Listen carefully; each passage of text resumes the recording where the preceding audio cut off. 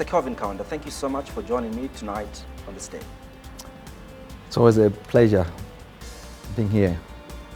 You just coming from Congress, where you were appointed as, actually elected as National Secretary in charge of mobilization, but also elected to the highest body of the party. What does this mean for you? Well, it only means one thing: work, work, work. In the political space, and I mean just like any other sectors, the higher you go, the more complex it becomes, the more responsibilities which are placed on your shoulders.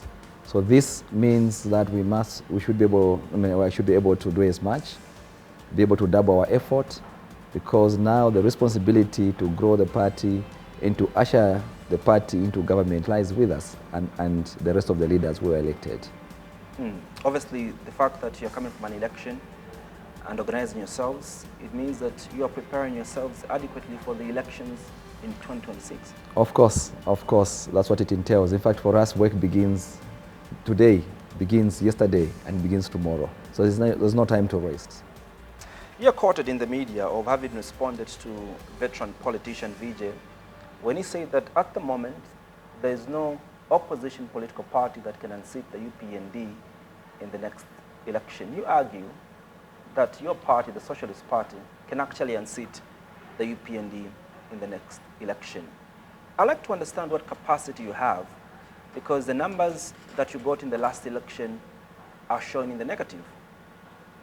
In case you've forgotten, Mr. Kaunda, your party only managed to garner 16,644 votes in the last election, which is a representation of 0.34% of the total vote cast. Where are you going to get the numbers to win the next election? Well, it's true that our performance in the last election is not something to go by. But it must also be appreciated that at a time, the Socialist Party was only 1.5 years from the time it was formed. So for a party which had been formed within 2 years, and given that kind of performance and what the dedicated fight that they put up, I think it's something that was impressive. But also, it is also important for the Zambians to note that there's been a paradigm shift in terms of in terms of the political landscape. In 2021, the Socialist Party didn't have the caliber of the leaders that it has today. In 2021, some of us were never part of the Socialist Party, together with the rest of the team.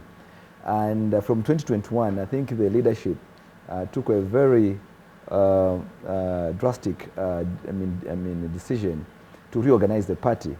And it's that drastic decision which has seen some fundamental growth in terms of in terms of the party. And it goes without saying that from 2021 to date, the Socialist Party has been able to win some seats at the council level in the by-election. It goes without saying that even in the previous by-election, we've demonstrated that we've been in places where we've not been able to scoop a seat, we've been coming out second. Worst scenario, it is a third.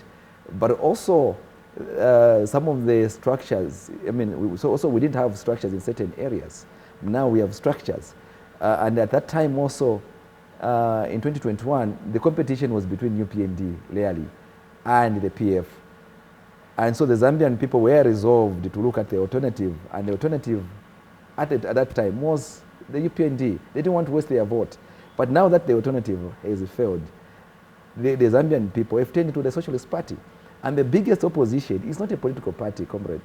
It is the Zambian people themselves. So once the Zambian people have decided, it is done and it is done and dusted.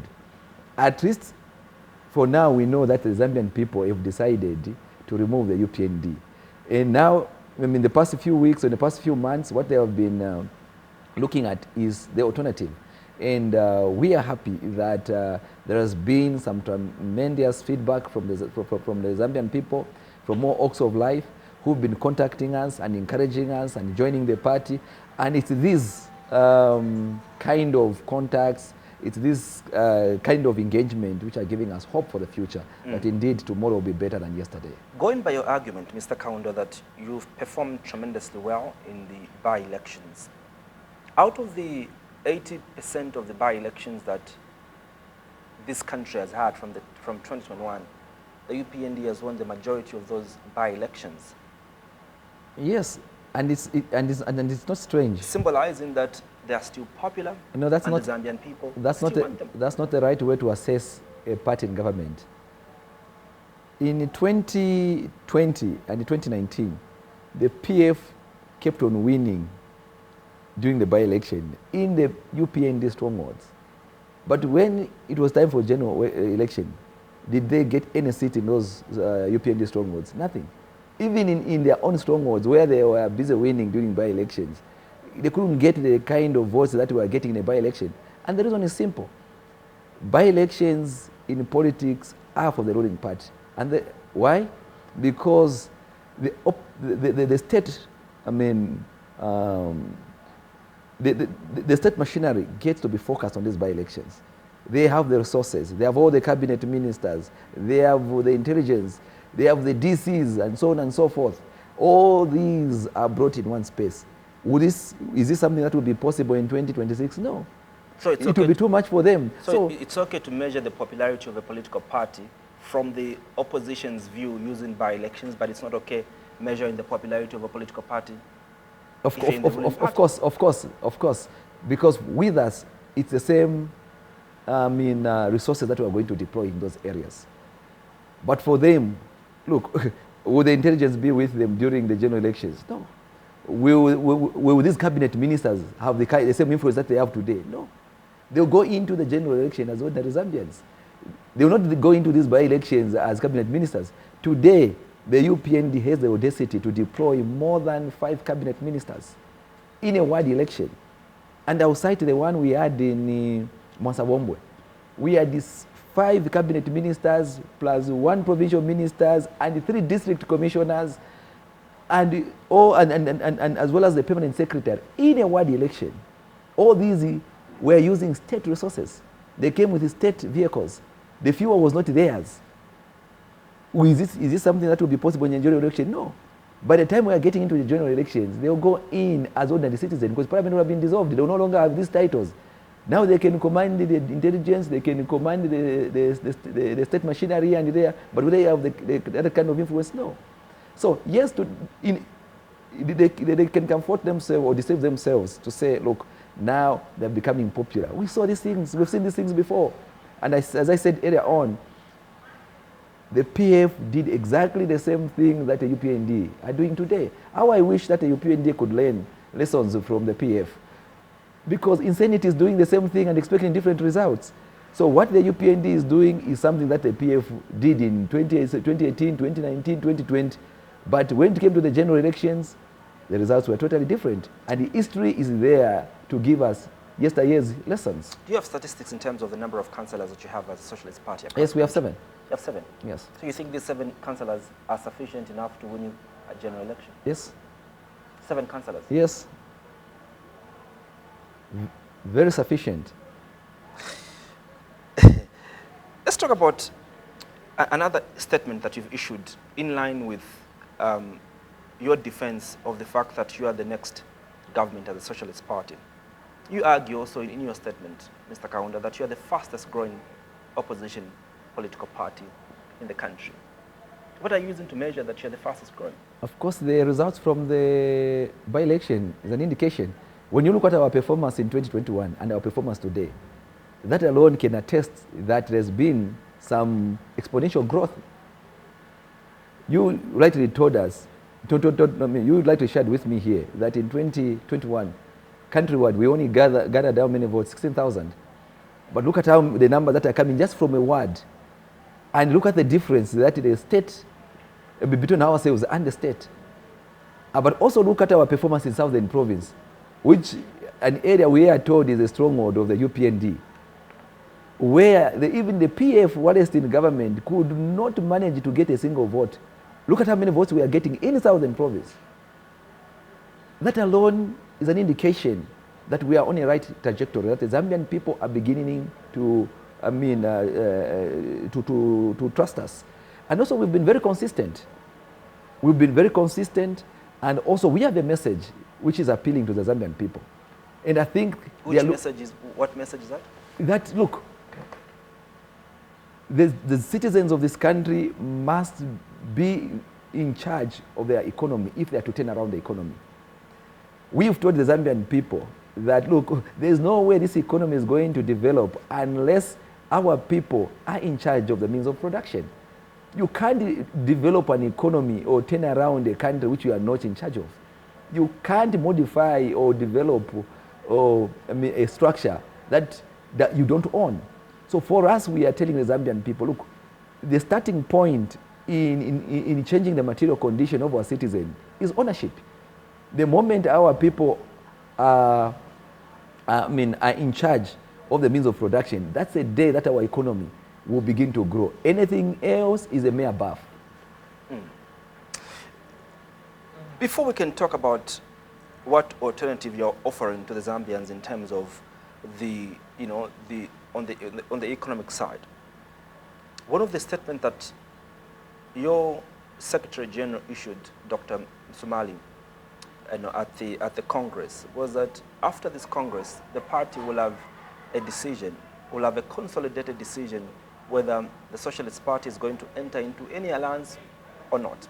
I'd like to find out what the position of the party is now that Congress is done and you elected members are already in your offices. Yes, during the Congress, the Congress took a position to entrust the political bureau to engage in discussion in relation to alliances. And I think the political bureau will, in the next few days, constitute a committee that will be responsible for this particular undertaking. But I must also be quick to state here that we are open to alliances. And our only appeal to our colleagues from other political parties is that please let's engage in all forms of human honesty. I think for us, honestness is everything. If you are going to engage with us as a Socialist Party, we would want to engage on the basis of honestness, in all forms of human honestness. I think for us, that reigns supreme. Because if that is not done, these alliances may end up as a mere sham. And it will be a betrayal on the Zambian people. Because what the Zambian people want, and they have said it in no uncertain term, they want us as opposition political parties to come together.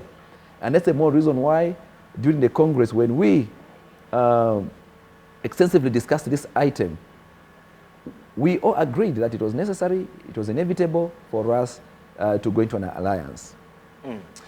President Edgar Lungu has not once, not twice, not three times, but so many times called on you, the Socialist Party, to join hands with him and fight the dictator in HH, according to Edgar Lungu. As I said, we are open to an alliance. I think what is important is that it's the details upon which these alliances will be premised. We are open to, we've listened to President Lungu's statement a couple of times, and it goes without saying that he means well. He means well, and we hope that the other opposition political parties will also mean well, and that we're going to engage, on the basis of honesty, as I said earlier on. It's so fascinating, Mr. Kaunda, that your tone has changed.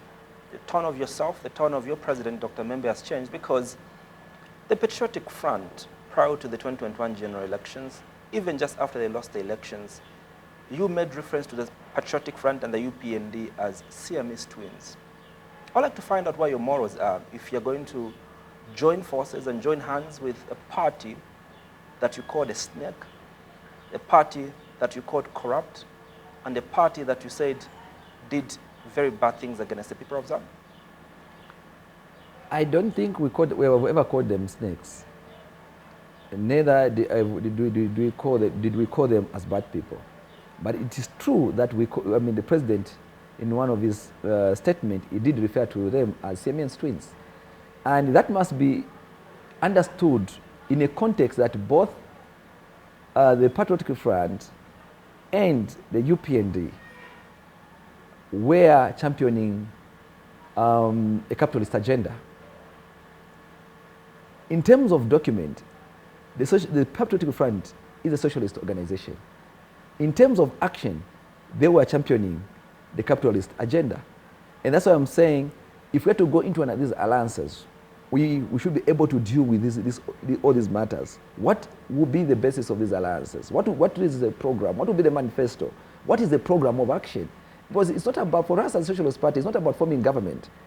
It's about transforming the material condition of our people. Two can't work together unless they agree. And that's why we need to agree. The Patriotic Front and other political parties, these are pro-capitalist parties. You are a pro-socialist organization. How are you going to reach a compromise, really, to be able to work with these other people? Life is about compromises. And are you ready to compromise your morals? If that benefit, and your fiber? It's not about we're not dealing with the fundamentals. We may not be able to compromise on the fundamentals, but perhaps there are things that we can compromise on. We will not compromise on the main structures of the socialist, but perhaps there are certain other things that we can compromise on. And as I said earlier on, life is about a compromise. It's about it's about being flexible. Look, the Zambian people are desperate. And desperate situation requires desperate measures. And so it's okay even to go to bed with politicians that you caught corrupt? Because you're desperate? What we are proposing, and which we have been able to put on record, is the fact that, look, it doesn't matter who you elect into office. The problem may not even be the former leaders. The problem is with the system. Our message as Socialist Party has been that, look, the capitalist system is coherently corrupt. Even you, Comrade Mwansa, if today were to elect you as a leader of this country, because of the current system, you end up making the same mistakes that these and those who were there before are making. Because that's how the system is designed. And that's the more reason why we as socialists have been saying, look, our first assignment will be to deal with the system. You can't expect to be less corrupt when the system is deliberately designed to be as such. So sometimes good human beings have ended up doing wrong things because of the nature of how things are organized. So we have this appreciation, we have this understanding. And doesn't mean that when you are once wrong, then you'll forever be wrong.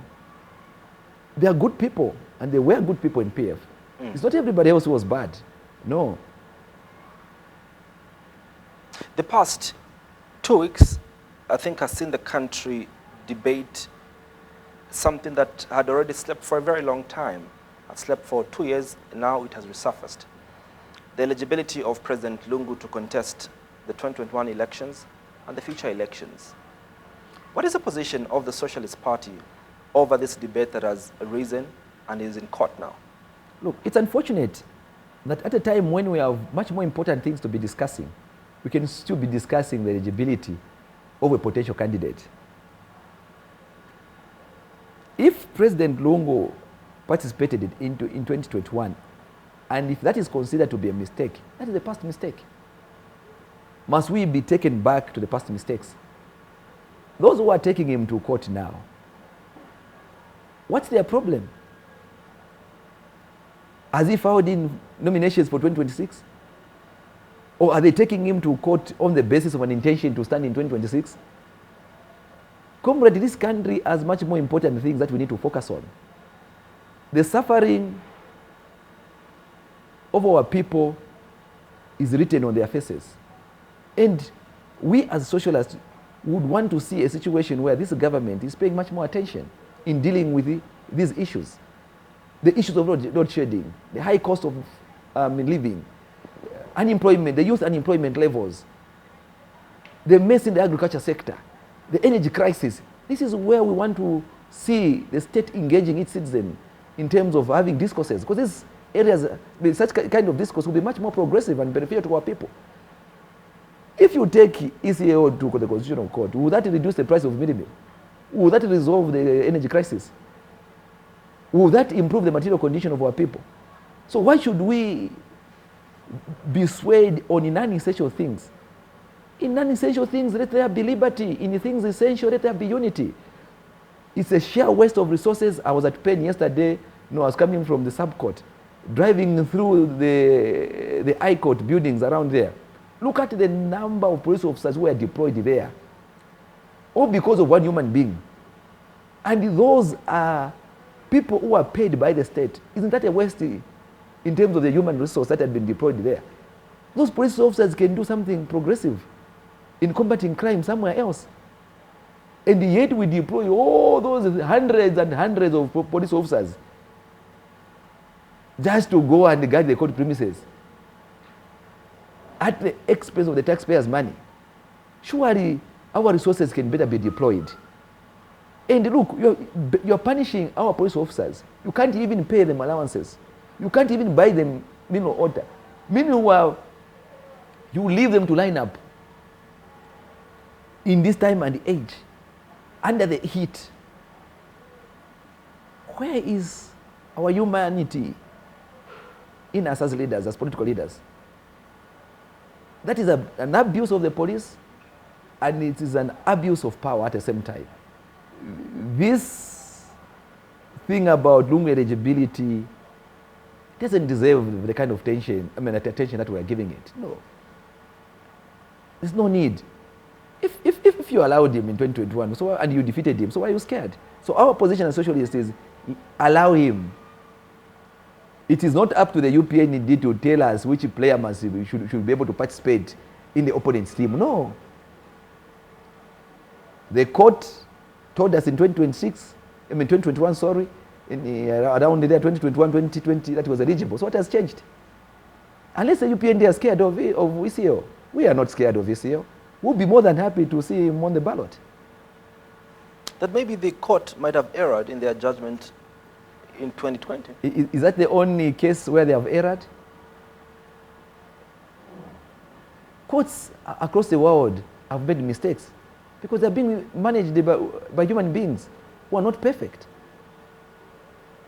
And so if we made a mistake in the past, let's live with our past mistakes. That's it. It's okay. Does it haunt you as a Socialist Party to see a battalion, thousands, hundreds of police officers lined up at court premises guarding one individual when you ask for a permit to hold your rally, you're told they have no resources.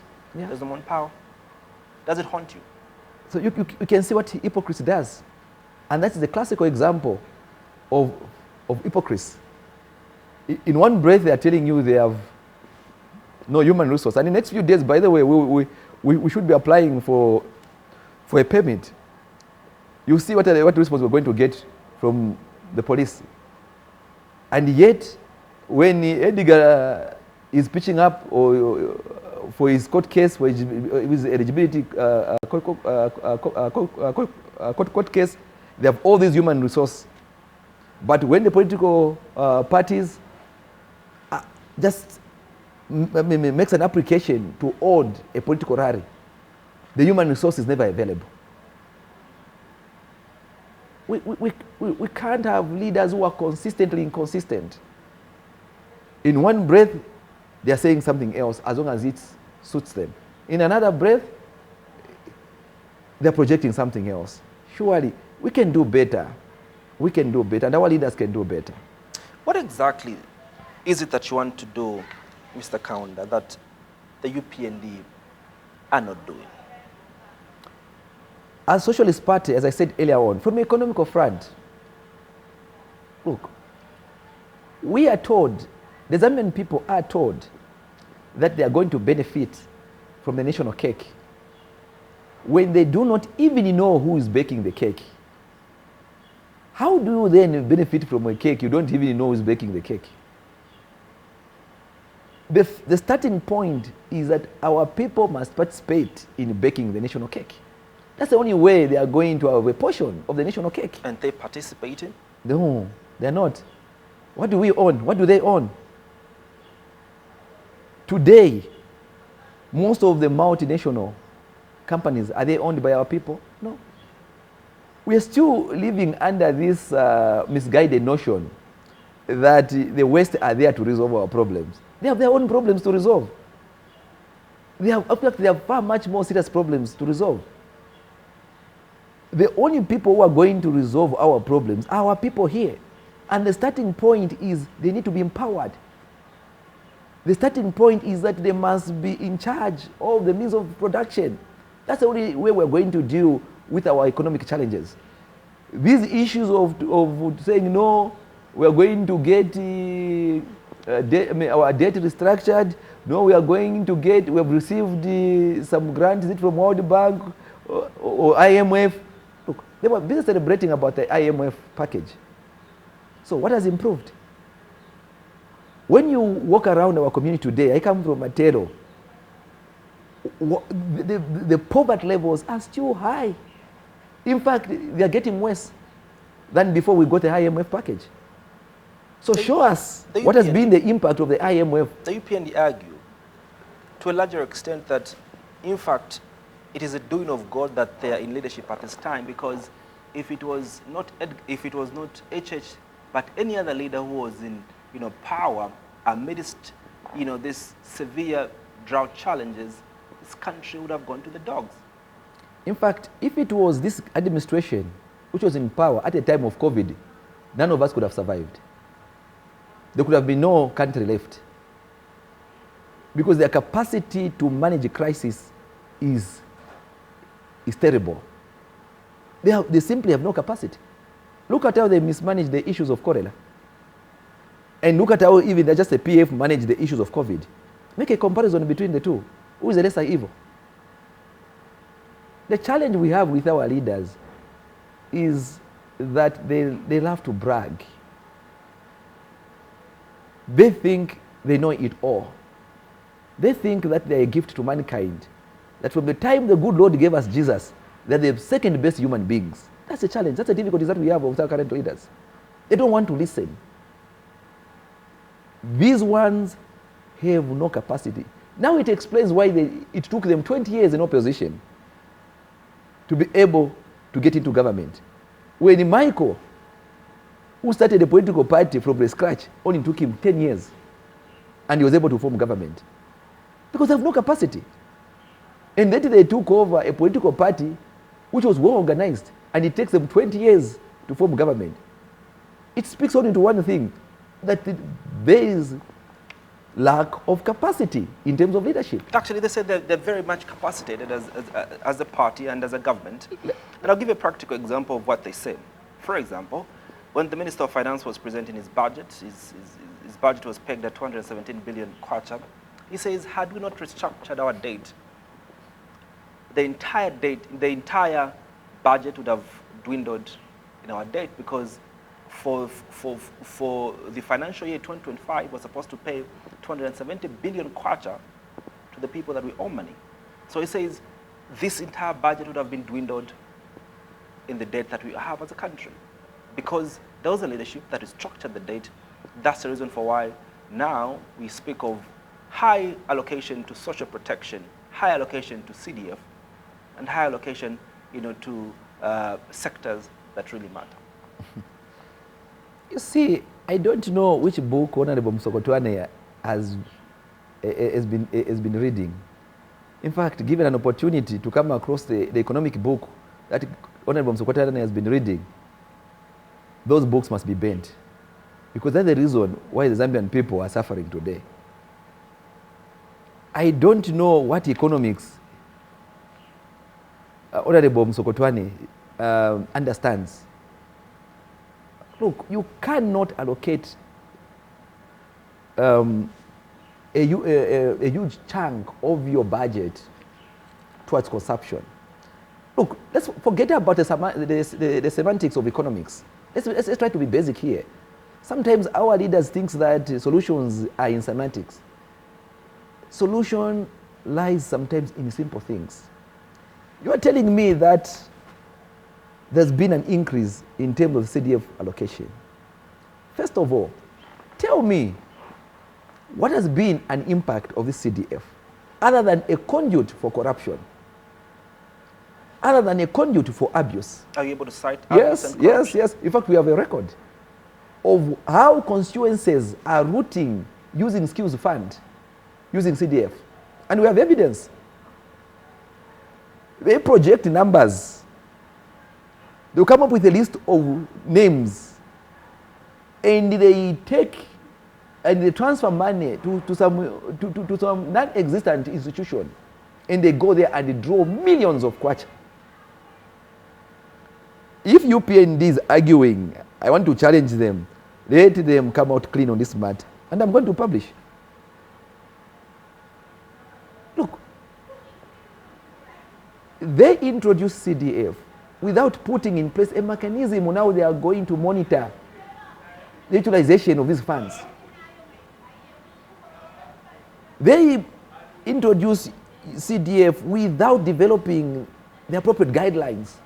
And when time to develop these guidelines comes, they sit the four of them, Gary and a few selected people.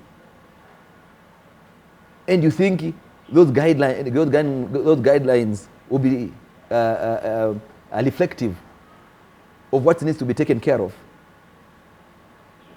CDF is inconsequential. If a CDF was anything to go by, the poverty levels by now could have gone down. And I'm at pain to understand the logic behind the minister's reasoning. You continue to allocate more resources in an area which is less impactful. What wisdom is in there? In so doing?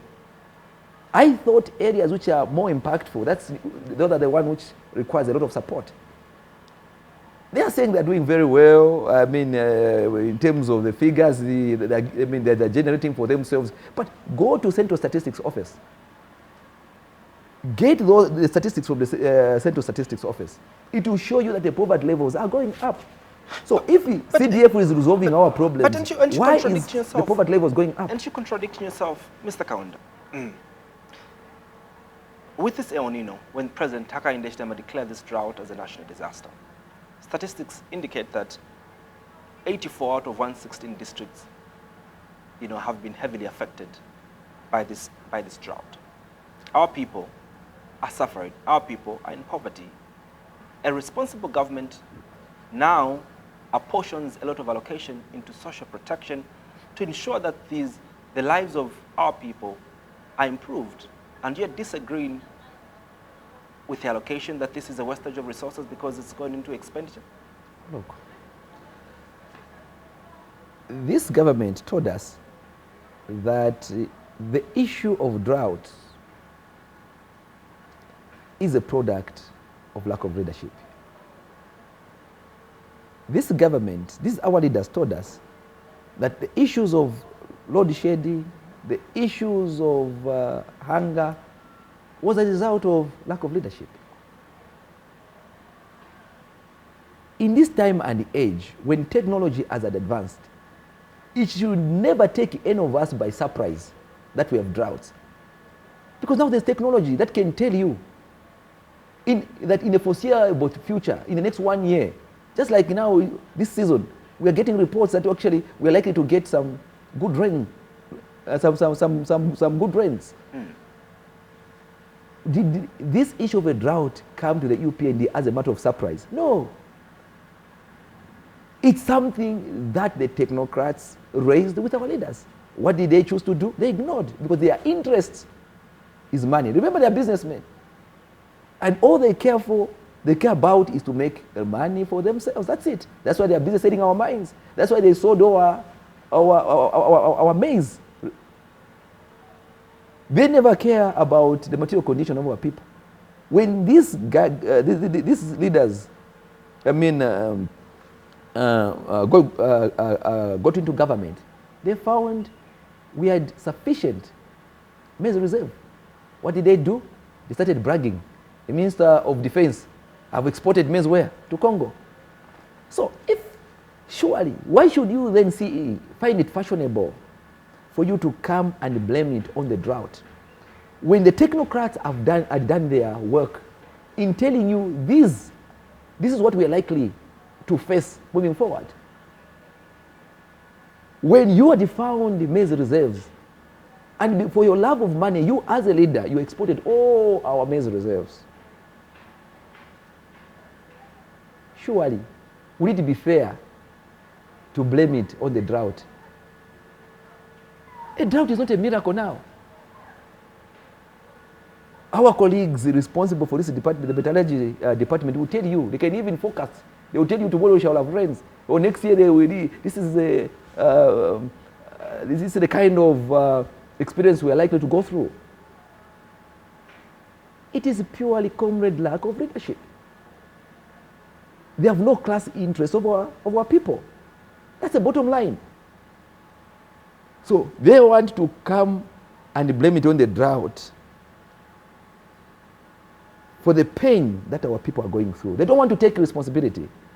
These leaders don't want to take responsibility on anything. They will always want to find someone to apportion that blame on. Yeah. They've told us this mess was created by the PF. Oh, we're in this crisis because of the PF. Oh, that is because of the PF. But look, people elect leaders to come and resolve their problems.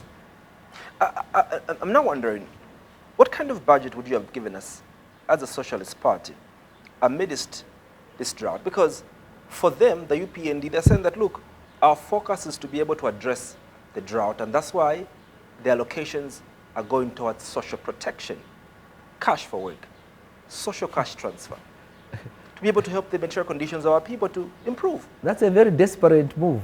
Cash for work. I've asked questions. So how has this been structured, the cash for work? And I've been told, no, as long as I have an NRC, you go to the district commissioner's office. Then they'll give you some portion of work to do, whether to sweep or do something. Then you get 50 kwacha or 100 kwacha. I says, look, I used to suspect that we didn't have leadership in this country. When I heard this being told, then I was able to confirm that indeed there is absence of leadership. Anyone with an NRC anywhere. So how do you account for the work that has been done by this citizen? You sure you got verified information? Yes. Ask them. Oh, maybe I may ask you, since you're in the media, how has this been organized? How has it been structured? How are people expected to be paid that cash for work? What is the model? Unfortunately, I'm not here to answer questions.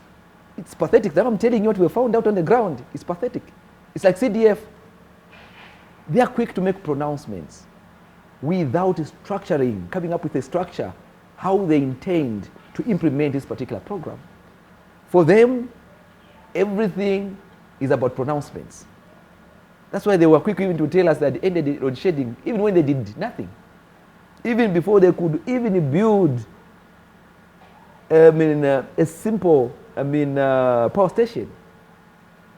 Even before they could even acquire a single slate for the solar. A single panel for the solar. There was a press conference at State House. And not where we were told they have ended load shedding. A few months later, we're in a worse condition. The GDP for growth rate for this year's budget, for next year's budget rather, is 6.6%. Different economists have argued that this is ambitious and unrealistic because of the current prevailing challenges. Issues of load shedding will not allow us to grow by 6.6%. You think this is a realistic? Of course, look, our people are liars. In fact, not just liars, but excessive liars. Our leaders are excessive liars. And nothing stops them from lying. They are pathological liars.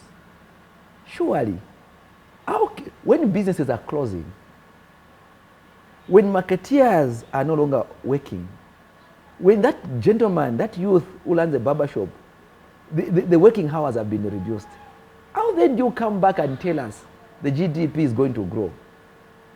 Will it grow by way of a miracle? What fundamentals are going to drive that growth?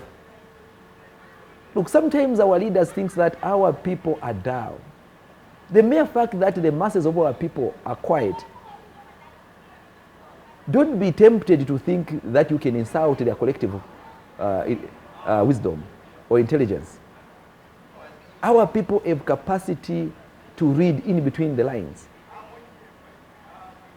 Their pointers if the GDP is growing. You don't have to come back and tell them it's going to grow. They'll see it for themselves. This year they are telling us, no, well, is it at 2 point something, so we projected to grow at 2 point something. That is all a lie. They should come back to our people and tell us, okay, this year we projected our GDP to grow maybe at 4%, but we've gone into negatives. That is how honest leaders conduct themselves.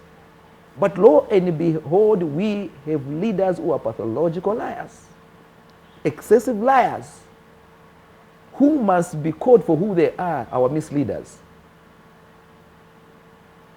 What is your observation in terms of how the government is, working around the rule of law? I know your president, Dr. Fred Membe, complains bitterly about the seditious practices because so far a number of opposition and a number of your colleagues in the opposition have been arrested. The list is endless. Edith Nawakwe. Actually, they're abusing that particular law. There is a total abuse because when you look at the element in terms of what needs to be satisfied for that particular crime, the elements are very clear. They are very, very, very, very clear. A mere statement can never be said to be seditious. No, not. Look at what Nakachinda right now is going through. If I say they are likely to arrest someone, how does that amount to a seditious charge or crime? And they have they went on record back then and told us, no one will be arrested. And kept in the police cells for an offense that is bondable. Now they arrested Honorable Nakachinda sometime last week. And has spent close to a week on a bondable offense. Why don't they take him to court? Why are they scared to take him to court? If they are convinced that indeed he committed that particular crime.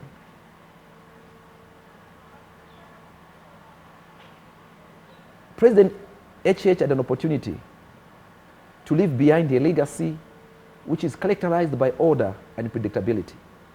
But he has missed an opportunity to be a leader who could have gone down in the annals of history as one of the great leaders of our time in this country. Because he has done completely opposite of the things that he condemned.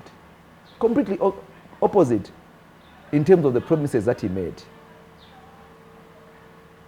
Is that completely true? To say that he's done completely the opposite of what he promised? Yes. Didn't he promise free education and it's delivered? Didn't he promise partial withdrawal for NAPSA and it's delivered? Didn't he promise increase in CDF and it's delivered? Didn't he promise to restore meal allowances at the University of Zambia and the Copperbelt University and it's delivered? Go and check the exact promises. He said free education across.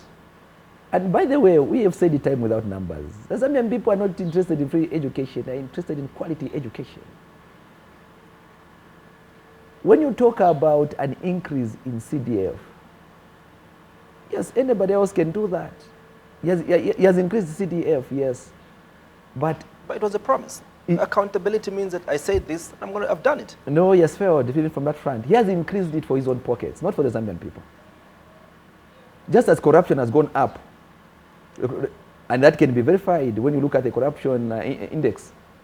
It shows that now these particular ones, but that's not are feeling big as opposed to those who are there. The corruption perception index by Transparency International Zambia. No, don't forget about shows how we've improved, in terms of our rating. No, that's so fake. Go and look at the corruption index from our multinational institutions. I've not had sight of the one from TIZ. But, and I was mentioning all these things because the UPND argue that, look, we've delivered more than 80% of what we promised. Oh, they've delivered the 80% in their pockets. That's very true. Because they are stealing big. The only one who are comfortable. Let them go to Soweto and say that. Let them go and say the same thing in George Compound, in Kanyama, in Chawama, in Chuboria. So they've only delivered it to themselves. Yes, they've shared the contract. They've stolen big. And they're doing extremely well. And yet the masses of our people are suffering needlessly so. I was with your colleague, Economic Front President Winter Kavimba.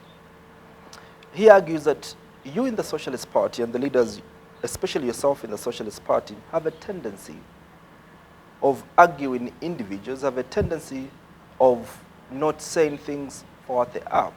He argues also around corruption, that under Patriotic Front, he visibly saw corruption, but under the UPND, he just hears corruption. Look, I will not comment about the statement from Honorable Winter Kavimba. He's a former politician. So now he has gone into retirement. I want him to enjoy his retirement. It would be wasteful for me to respond to a retired politician and a retired leader. He's now a farmer and want him to enjoy that space.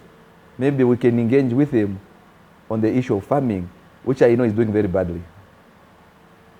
Is it true that under PF, people would visibly see corruption, but under the UPND, people just hear of corruption? Unless he has chosen to close his eyes. But for those of us whose eyes are still open, we can see corruption under this regime, just as much as we were able to see corruption in the previous regime. And we can tell you that these ones are stealing at an industrial scale.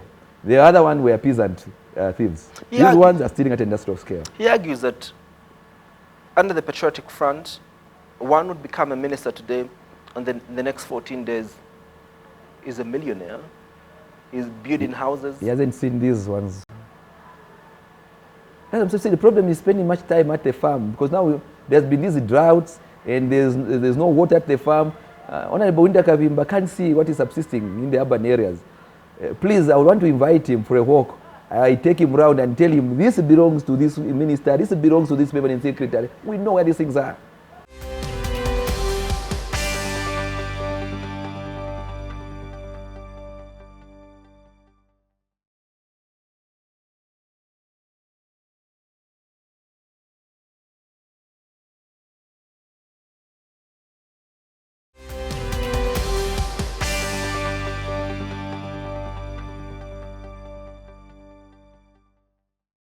As we come to the conclusion, of the program, we are just about roughly 2 years to go before, the next elections. Your president and yourself, Mr. Kaunda, argue that the UPND is a very special party because they're the only party that are going to serve for one term and they're going to be kicked out of office. I'd like to find out once again from you, what gives you the confidence to note that the UPND could only serve for one term? Look, number one, the Zambian people now realizes the power of their vote. And by the way, true power lies with the Zambian people. It doesn't lie with the president of the UPND, it doesn't lie with the vice president or any of the UPND leaders, no.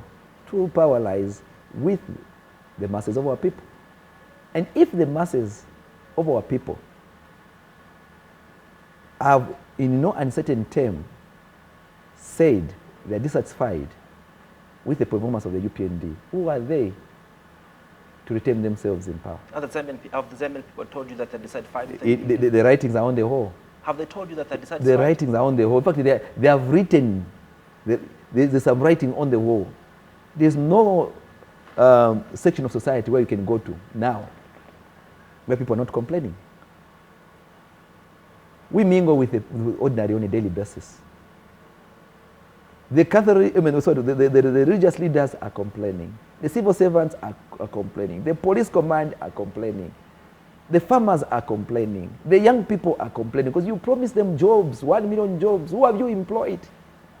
They were telling us, no, we've created more jobs now in the civil service. We've employed 30,000 and 10,000. In the next year's budget, if they are doing well, why have they reduced the numbers they're going to recruit? from 30,000 to 2,000. Look, if I'm doing well, everything must be able to do what? To grow. So if I was employing 30,000 or 15,000, suddenly I come to 2,000. The next time I'll come to, that is a sign of decline, meaning you are going down. If you are buying 2 loaves of bread, you now start buying 3 buns. What does it tell you? That we have been to Vahipa at domestic level. Maybe perhaps you still have enough bread in the fridge. No, when people want to eat, if there was enough bread in the fridge, they could be eating. But when they are not eating, and you only come with tuma buns to tatu, when you used to come with 2 loaves of bread every time you are coming home. If people are eating, yes, you can say, maybe not quite a fair question, but these people are not eating. So if there was food in the fridge, they could have been eating. These young people yearn to do something, but there are no jobs. You told them 1 million jobs, and our population keeps on growing. And the projection is that in the next 15 years, our population is going to double. Now we are failing to provide jobs to 20 million people. How are we going to provide jobs when our population gets to 40 million in the next 15, 20 years? Where will these young people go to in terms of their education, social amenities, the primary health care?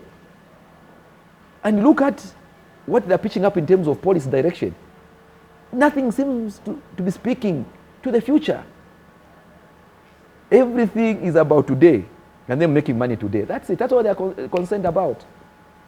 Mr. Kelvin Kaunda, thank you so much for making time to speak to the Zambian people tonight on this day. Thank you so much for hosting me. Our guest has been National Secretary in charge of mobilization for the Socialist Party. He also is the party's National Youth Chairman. His name is Kelvin Kaunda. Thank you so much for watching. See you again next week.